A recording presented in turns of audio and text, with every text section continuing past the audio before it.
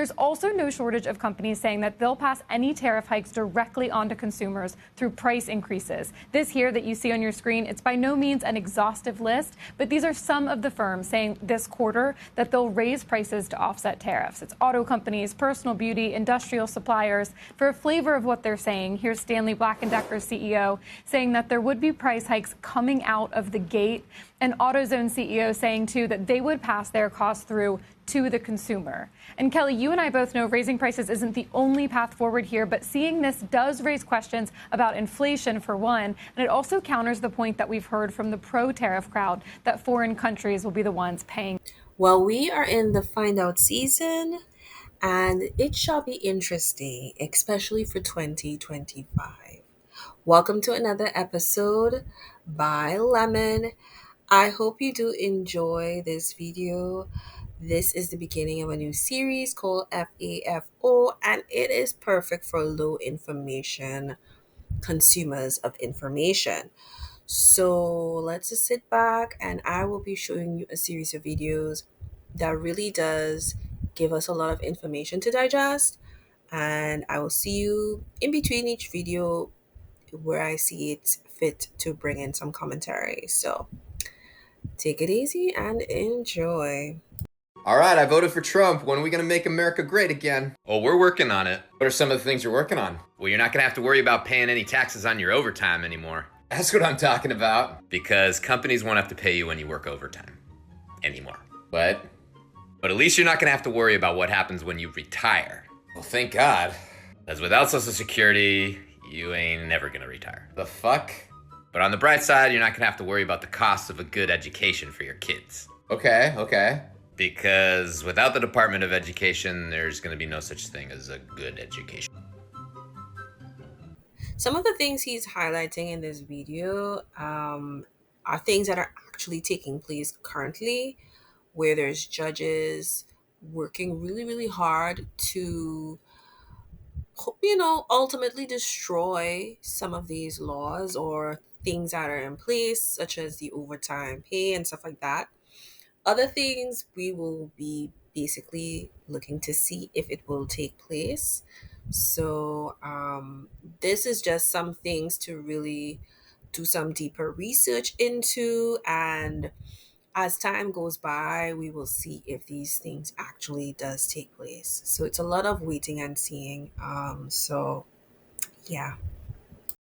So Trump just released his 100-day agenda, which includes tax cuts, but doesn't mention for whom, cuts to social programs, including food stamps. I'm sure that's going to go over well. But no mention about tackling the housing crisis or the cost of food or anything that people actually thought he was going to be able to do, or thought was going to happen when he took office. Can't say that I'm surprised, because I knew he wasn't going to be able to do jack shit about any of that stuff. President doesn't have any control over that. And I don't know why you guys thought he did. Part of finding out season is really evaluating the information that you consumed over the past year.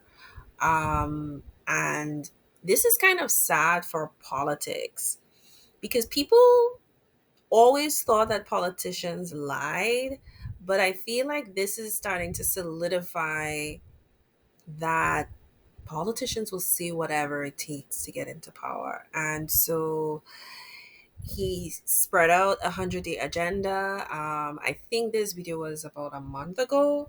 I can't remember. But since then, there has been more information that is coming out. So we shall see, we shall see. Veterans, you're next up on the FAFO block, because Elon Musk's new Doge department to cut costs and expenditures, they're looking at just cutting out everything that has their authorizations expiring this year.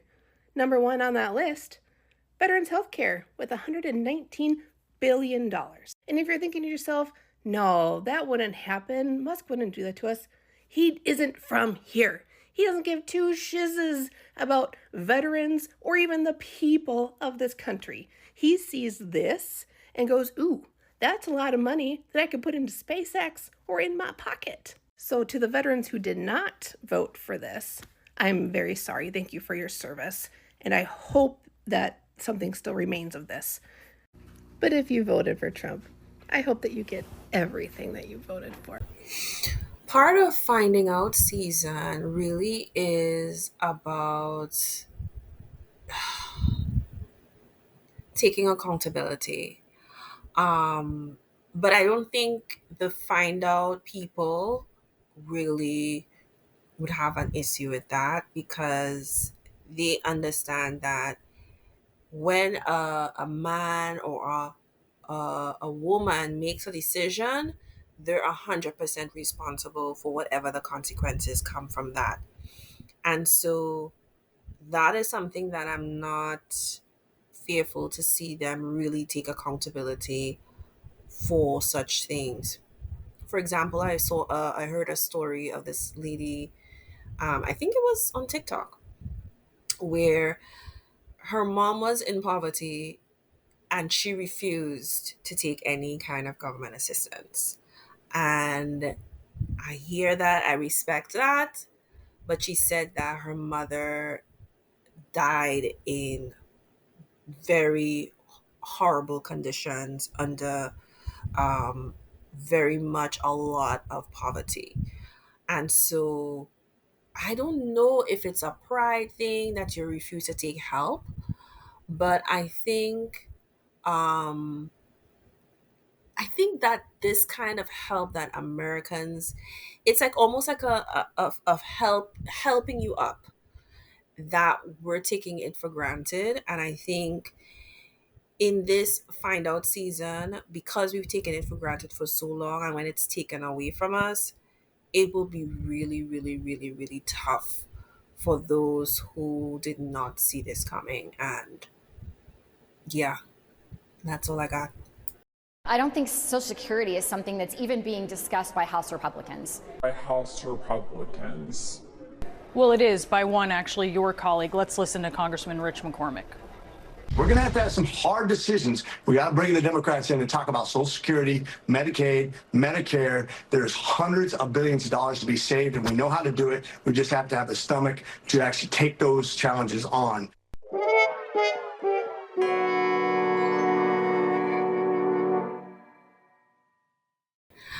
I think with her not knowing what her colleagues are talking about, what they're seeing out there, um, it's kind of funny because she is like so positive and incomplete.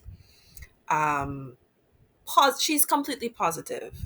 I don't know what else to say, that she is right. And that confidence to be so positively sure that you are right is like, I've stopped doing that. I've never really been a person to I mean, yeah, I would have said that, but I always try to leave some wiggle room just in case I'm wrong. And the egg on her face was her face after they posted the footage of the guy saying that they want to cut social security, at least slim it down, trim it down. The thing is that what I don't get is, maybe I'm just different, but I like to see what's going on in the world. And I'm very, very, very familiar with the systems of most countries and how it works.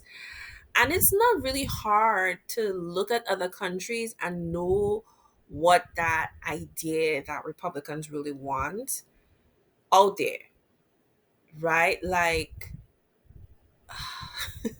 there's countries that have similar systems as the United States that literally have really small governments, that they don't do certain things that the US does.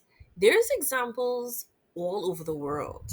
You can see how the quality of life of the citizens, you can see their livelihood. We have living examples of nations that are functioning with small government. Um, right now the Republicans are like showing off and talking about Argentina and what they're doing. But you don't even have to go to Argentina. This is like a new president that they have, and he's just doing these things, but we don't know how that is going to affect Argentina in the long run, because he's cut a lot of things out of the government. Like, it's like really bare bones. And so I don't know if it will be good for Argentina, but listen, I they love it. I love it for them. I really don't give a hoot because I don't live there and I'm not planning to live there. But anywho, but other countries have smaller governments and stuff like that, and like they were able to make things do, but they're less restrictive. And I don't know if people are ready for a less restrictive government in the US. I just think the United States is just too big. That's just my opinion. They will have this country, they'll have to let go of control. And I don't know if they are ready to let go of control, the kind of control that would allow people to just thrive on their own. And we see it in the Caribbean. The Caribbean, they have laws, but they don't implement all their laws. They don't rigorously how do they say it? They don't rigorously when I say implement, like people are getting arrested left, right, and center for doing crimes. Like that's something that it's not that people don't get arrested for crimes, but it's just certain things will be, people will just turn the other way, for a lot of things. And it's okay because it's a small nation. The United States is pretty big. So I don't know if this method of governing will work for such a big place as the United States, but hey, let's see how much they're gonna get done in the next 4 years. And we are going through the find out season all together. Those who support one government or the other, or sorry, not government, party or the other. And we're looking to see, and I wish you all well in this season. I will see you at the next video, but I think you would like this one. Click it. Go ahead and click it. Thank me in the comment section. See you next time. Bye bye.